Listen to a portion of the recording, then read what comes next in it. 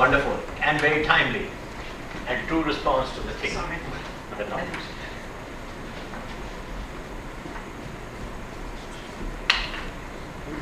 You know, something that bothered me in Helsinki. Trump said, "I trust my intelligence people, but I talked to Putin and he was so strong." And then he came back here and he said, "Yeah, I believe Soviets were involved, but could be others." You know how many people we have working in the intelligence department? How come they didn't even say one of those people? They've been at it for 2 years, maybe more. So I would say, I like Beth's challenge to all of us. Stay alert. Use your own common sense. Don't forget, when Hitler started to rise, the opposition was not there. Not too many people went and protested.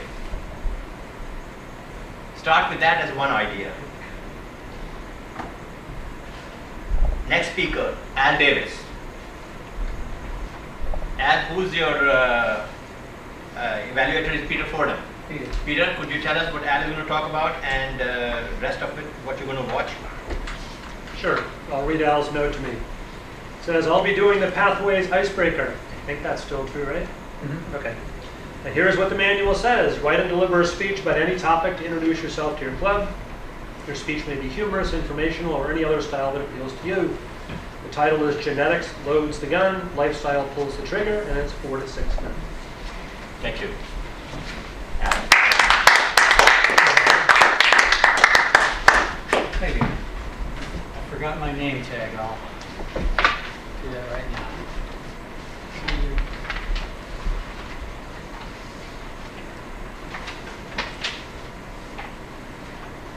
Genetics loads the gun and lifestyle pulls the trigger. What do I mean by that? We hear a lot about people's predisposition for certain diseases or conditions.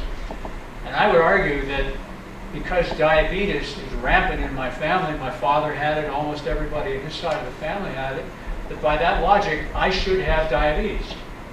I don't. My blood level is perfect. It's perfectly normal. And I'm not concerned about it. I don't expect to have it. I'm not worried about it at all. And by the same token, there are supposed fat genes out there. I have obese relatives. And by that same logic, I should be obese myself since I have so many overweight and obese relatives. But I'm not. On the other hand, I could argue that it was inevitable that I should be at a higher risk for alcoholism. Since my mother was an alcoholic, her father and 2 brothers were alcoholics. And as it turned out, I did become an alcoholic, and as a lot of you know, I sobered up quite some time ago. But you could also say that I was at a higher risk for heart disease. I have heart disease in my family. My father died of complications from a heart attack. And as many of you know, I myself had a heart attack about 6 years ago. So what's happening here? Why did I become an alcoholic? Why did I develop heart disease? Why did I not develop diabetes? And why did I not become obese?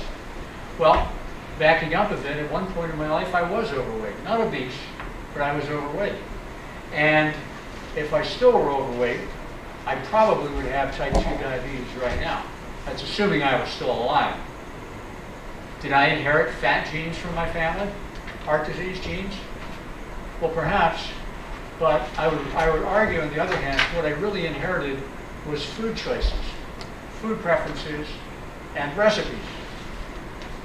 Yeah, recipes.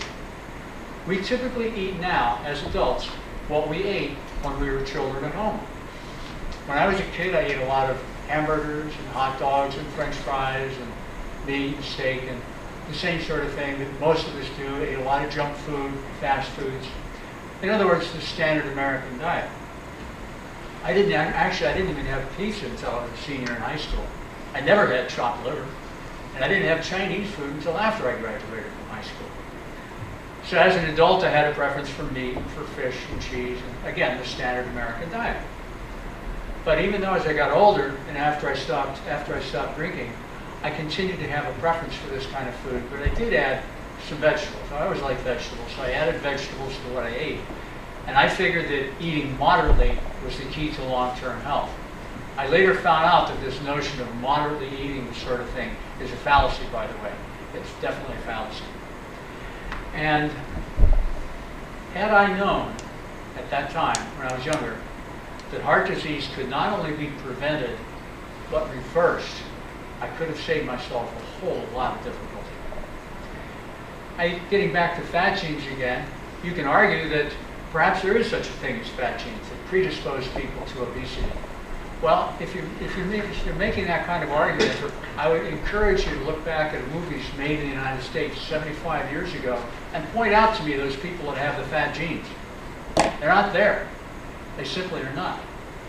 So apparently either these fat genes have spontaneously arisen in the last 75 years and they've become contagious between species because a lot of overweight people have overweight pets.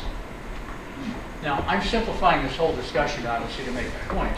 And the point in what I'm saying is that this is part of a much larger discussion, and the choices we make in our lifestyle on a meal-to-meal basis, on a day-to-day basis, have a huge influence on our health and what diseases we come down with or don't come down with. Choices in lifestyle trump diseases almost every time, if I can use the word trump.